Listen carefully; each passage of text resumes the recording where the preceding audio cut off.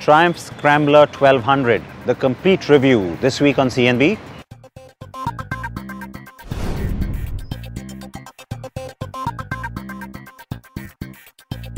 And the highly anticipated Nissan Kicks takes on the segment benchmark, the Hyundai Creta.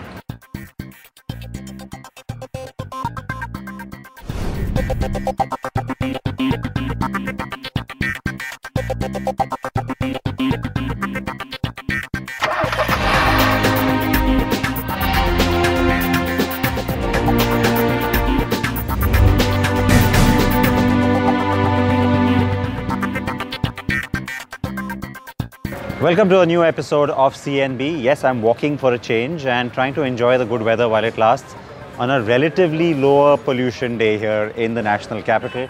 I'm Siddharth Vinayak Patnankar. Thank you for joining us. It is a lot that we want to get into, so I'm going to get started right away. The first is the first time that we're seeing a very purpose-built, capable, yet modern classic bike from Triumph. I am talking about the Scrambler 1200. It's not just cosmetic here. We're talking about something that can really take on some of its actual capabilities that it is intended for. And it's a bike, of course, that will come to us later this year. Here's our full review.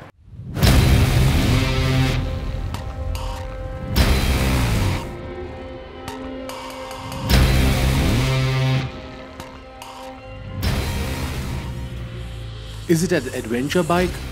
Is it a modern classic? Or is it both? The Triumph Scrambler 1200 is yet another model to join the ranks of the company's retro-styled range. We ride the all-new Triumph 1200 and seek out answers to this rather intriguing question, and had a whale of a time doing so.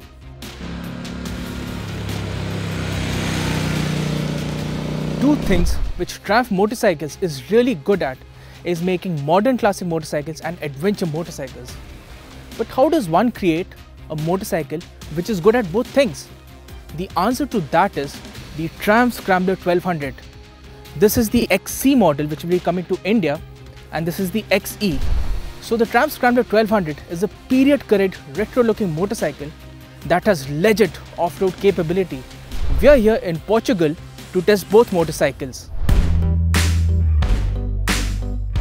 The design is a classic case of function over form.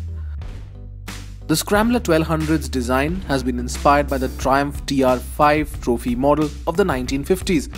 The long travel suspension, knobby tires, wire spoke wheels and the retro looking fuel tank design give it a lovely old school look. Topping it all off is the lovely side mounted twin exhaust.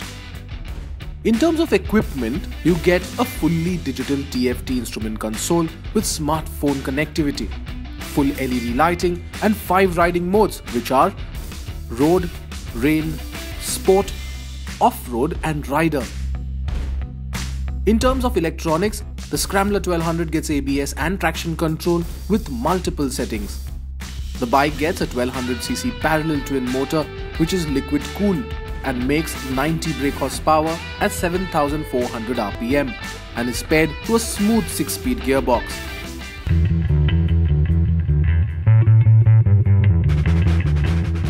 It is a great tourer and can do triple-digit speeds all day long.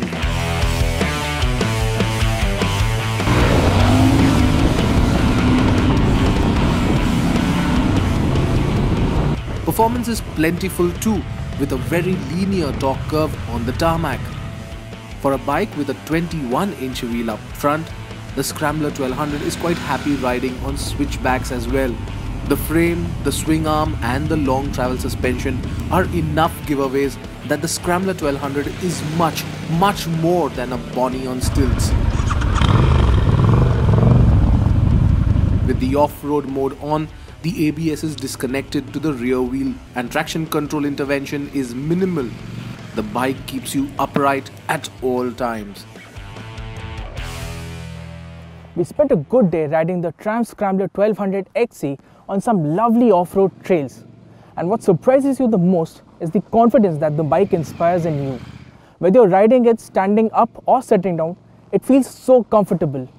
The motorcycle offers 110 Nm of torque at less than 4000 RPM, which means you'll never feel short of pulling power. Also, the grip from Pirelli STR Scorpion tires is absolutely superb on all off-road surfaces. The Scrambler 1200 almost makes all other big adventure bikes redundant.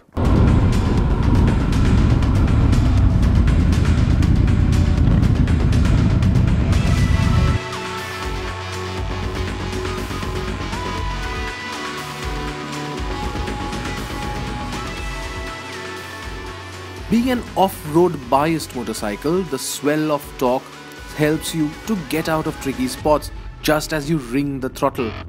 Even with dual shock absorbers at the rear, the suspension in itself is off the charts. It took on some really tough terrain and soaked it all with aplomb. The biggest advantage here is that you as a rider take less beating and carry on riding longer. Triumph has done a good job with the Scrambler 1200. It rides well, has performance to boot and some serious off-road ability along with great quality. Triumph will launch the Scrambler 1200 XC in India in the first quarter of 2019 and we expect it to be priced between 12 to 13 lakh rupees. It definitely is a cross between a modern classic and an adventure bike, and a good one at that.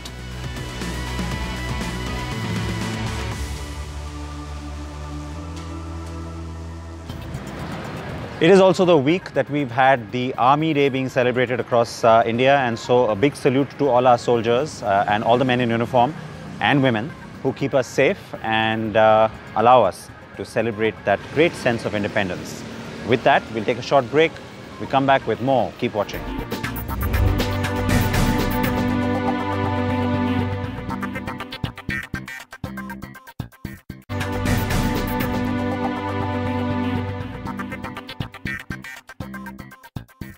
Welcome back to CNB. Now we are going to talk about the Nissan Kicks. We showed you the review on the show just last week, and there's lots of anticipation around what could be the turnaround car for Nissan in India, but it has to do battle with the mighty Hyundai Creta. How does it fare against the segment benchmark? Ameya Naik spent time with both the cars to find out.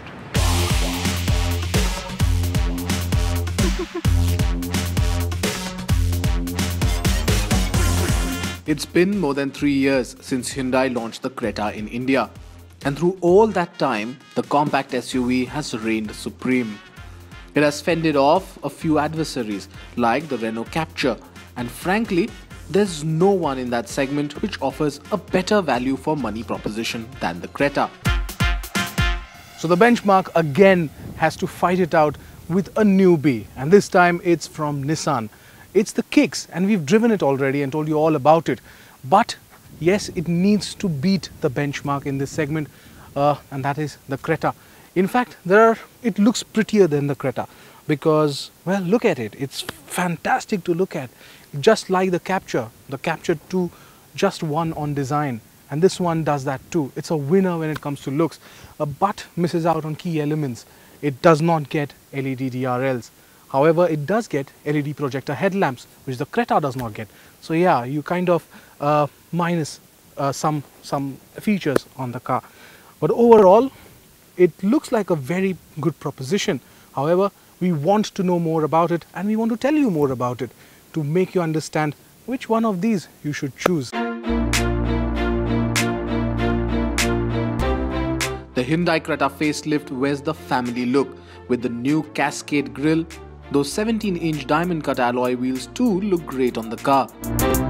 But the Kicks' sharp, upright styling with the edgy lines on the sides looks smashing. The V-shaped grille with a thick chrome element and those swept-back headlamps add to the boldness of the Kicks.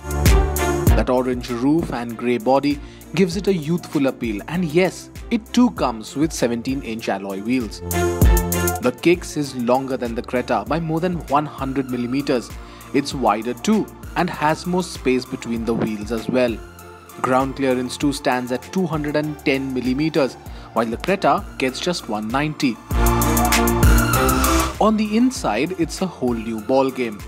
The Kicks has some tricks up its sleeve, And the first thing you notice is the sumptuous leather upholstery all around the cabin, giving it a premium feel.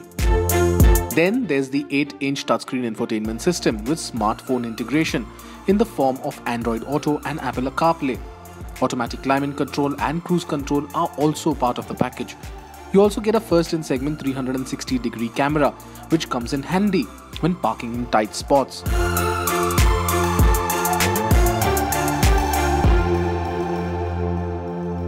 Now, out of the two, the Creta actually has a very ergonomic cabin, and that is because everything here is at your disposal and everything is within view range. And that's not actually the way the Kicks is. You have your central locking system, you have power windows right here, you have the mirror adjustment right here as well, and of course climate control and a 7-inch touchscreen infotainment system. The Kicks gets an 8-inch, and that's where the Kicks differentiates in terms of features. However, the steering wheel has all the buttons you need at your disposal, right from cruise control to Bluetooth to everything. Of course, there's also a sunroof available in this one, and of course there is a wireless charger, which actually sets the Creta apart from the rest of its rivals, making it a very, very value for money proposition. The Creta also gets an electrically adjustable driver's seat as opposed to the manually adjustable one in the Kicks. The driver's seat on the Kicks is a touch too high. The Creta, however, misses out on rain sensing wipers, which the Kicks has to offer. Both the cars get a part digital, part analog instrument cluster, but the one on the Creta is easy to navigate through. The Kicks gets the same steering mounted stock which we've seen on the Capture, which is a bit of an eyesore. The Creta gets 2 USB chargers up front, while the Kicks gets a 12-volt socket and a single USB and auxiliary input ports. Both cars come with AC vents at the rear, but we were surprised by the space both had to offer on the rear seat. Now the Kicks is actually longer than the Creta, in fact a little close to 100 millimeters longer. And the wheelbase too is actually more by 83 millimeters. Sadly, that really doesn't construct into any form of space at the rear. I am jam-packed here. This is according to my preference, and I really am jam-packed here. The only thing I have here is good amount of headroom, but wonder where all that space went, don't you? Other features include a rear AC vent. You have your standard charging portal here, right here, and of course you have this. You have a handrest right here. So overall, a nice place to be in, but still extremely cramped. But really can't understand why, considering it's actually bigger on both fronts, on the wheelbase as well as the length of the car. The Creta fares well in this context, as there's a good amount of knee room at the rear, but the bolstering of the seats makes the Kicks the more comfortable of the two.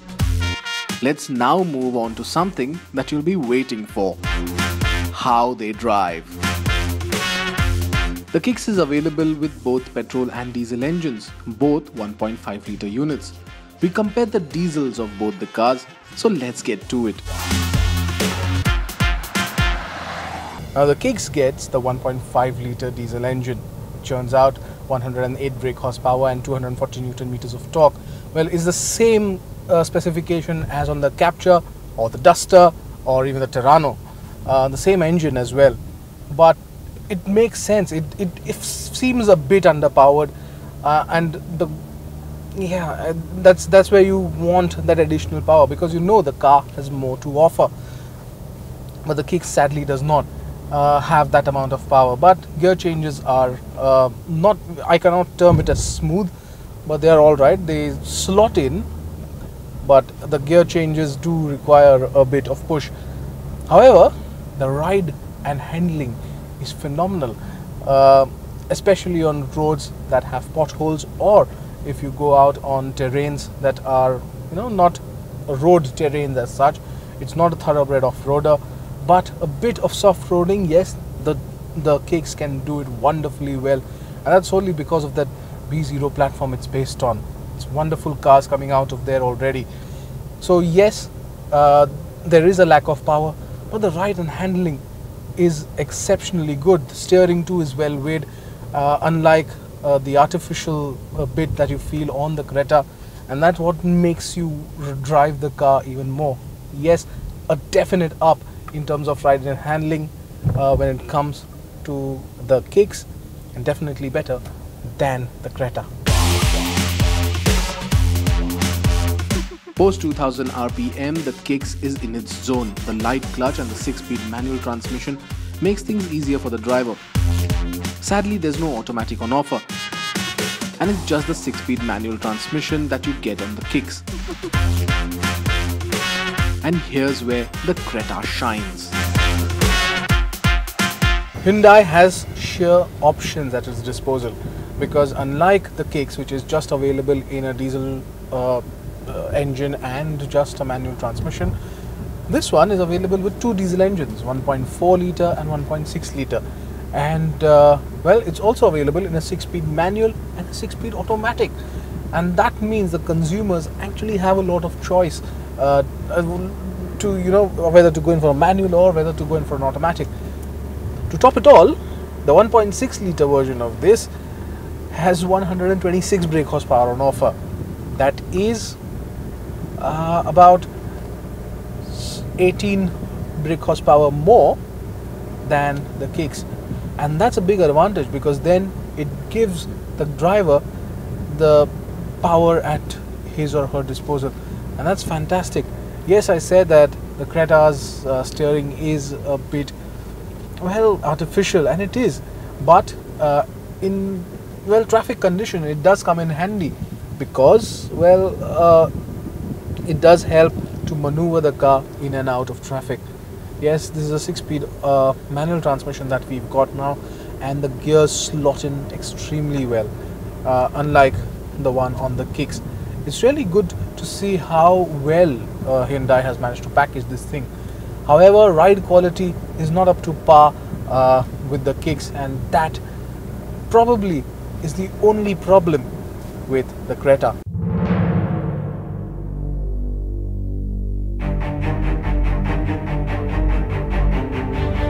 There's more torque on offer too compared to the kicks. Power delivery is linear till the turbo kicks in, and then you really feel the surge of power, but the strong mid-range of the engine makes all the difference on the highway.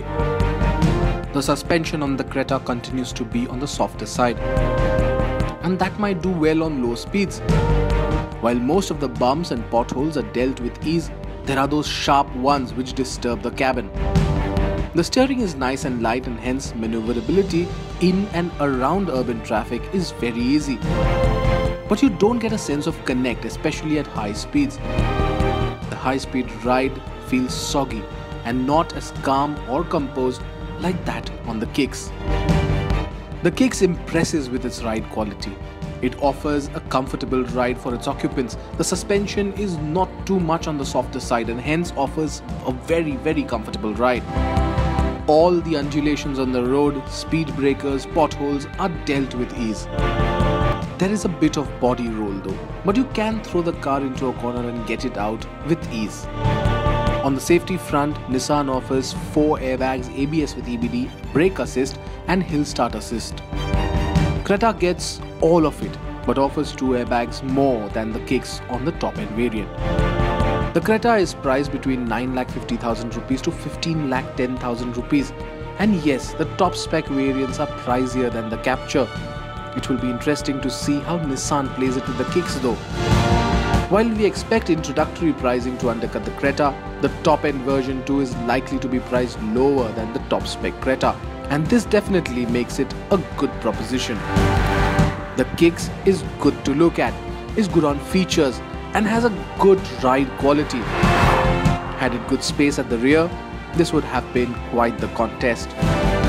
The Creta, however, as an overall package, outranks the kicks and is still the more value for money proposition. The kick certainly has what it takes to stand toe to toe with the segment leader, but will it be able to topple the segment benchmark? Only time will tell. And that's a wrap on the show. Please react to what you've seen today. As always, love your feedback. Keep it coming. Please keep your seatbelts on. Please keep your helmets on. And I will join you next week. Bye-bye.